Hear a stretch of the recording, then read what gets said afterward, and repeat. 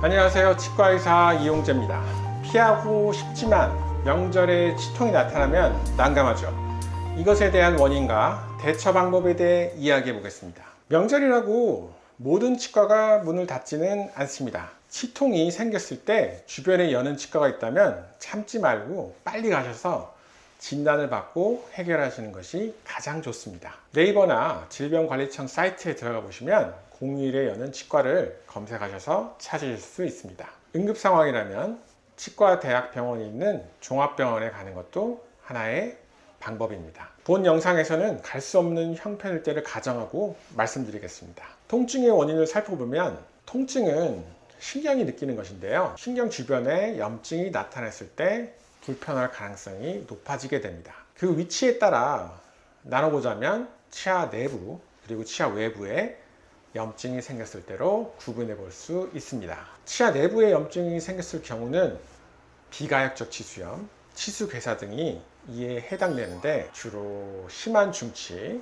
치아 크랙, 심한 치경부 마모증이 나타났을 때 생길 수 있습니다. 증상으로는 찬물에 좀 나아지다가 뜨거운 물에 더 불편하고 욱신거리는 박동성 통증이 있다면 비가역적 치수염을 크게 의심해 볼 수 있습니다. 치아 외부에 염증이 있는 경우 주변 신경이 자극을 받아 불편할 수 있습니다. 이 경우 대개 동반되는 것은 잇몸이 붓는 증상인데요. 대표적으로 4가지가 있습니다. 치아 뿌리 부근에 붓는 경우, 치아 사이에 붓는 경우, 치아 사이 및 치아 주위가 심하게 붓는 경우, 사랑니에서 치아 머리 부근이 붓는 경우 4가지 정도가 있습니다. 치아 뿌리 부근이 붓는 경우는 치아 내부에 문제가 생겨서 나타나는 것입니다. 반면에 나머지 3가지는 치아 주위에 세균이 크게 번식해서 생기는 것입니다. 그 3가지가 생기는 과정을 살펴보면 주로 음식물이 오랫동안 머물거나 치석이 심하게 끼면서 세균과 음식물의 집합체인 플라그가 머무르기 용이한 환경이 만들어지게 됩니다. 좀 지나면 주변 잇몸이 붓거나 더 증상이 심해지면 좀 더 깊은 조직인 치주인대 그리고 잇몸뼈를 파괴하면서 심하게 붓게 됩니다. 비유를 하자면 치아 주위를 감싸는 벨트 역할을 하는 잇몸이 헐거워지게 되면서 그 사이로 세균이 쏟아져 들어오게 됩니다. 그래서 위와 같은 치통이 생겼을 때 치과에서 하는 해결 방법을 말씀드리면 먼저 치아 내부에 신경에 염증이 있으면 일반적으로 선택하는 것이 신경치료입니다. 그리고 치아 외부에 치석 및 치태가 있으면서 붓게 되면 잇몸 치료 혹은 발치 등이 고려되는 치료 방법인데요. 이 방법들은 내원하지 못하시면 큰 의미가 없겠죠. 자, 그래서 병원에 내원하지 못하실 때 할 수 있는 것을 생각해 보겠습니다. 통증을 잡기 위해 선택한 것이 진통제입니다. 진통제는 크게 2가지 계열이 있습니다.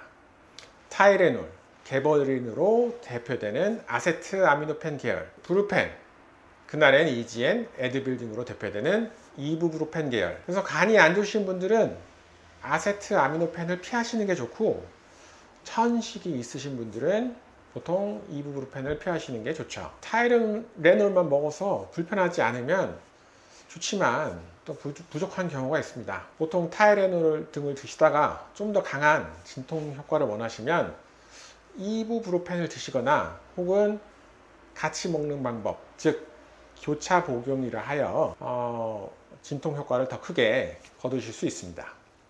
아이를 키우시는 어머님들은 이 교차 복용의 원리를 잘 알고 있습니다.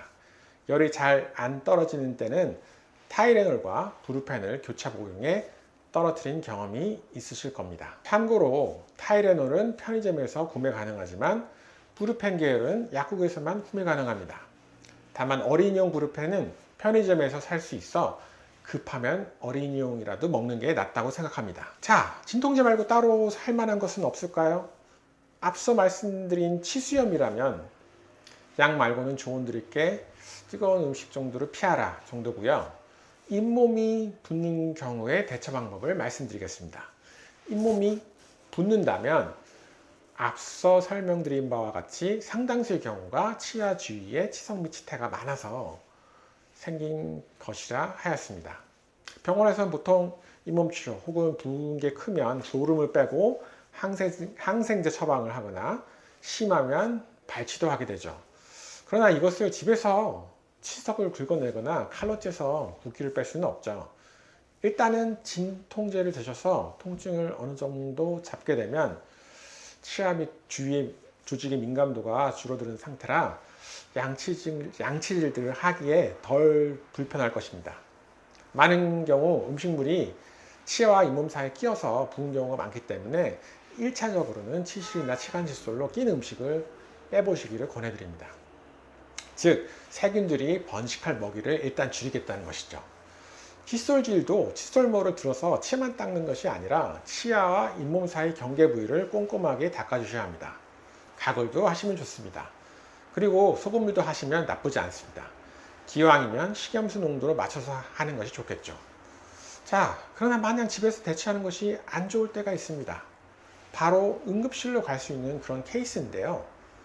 만약 잇몸이 부었는데 목까지 아픈 것 같고 침 삼키는 것도 힘들다면 응급실을 고려하셔야 합니다.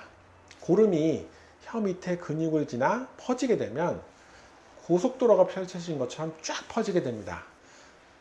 이름하여 루드비 안자이나, 우리말로는 봉화지겸이라 하여 심하면 염증에 의해 혀가 들어 올려져서 기도를 막을 수 있습니다.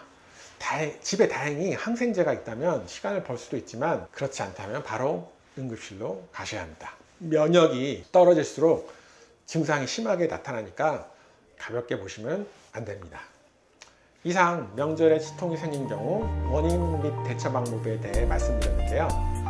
무사히 잘 지나가기를 기원하겠습니다. 시청해 주셔서 감사합니다.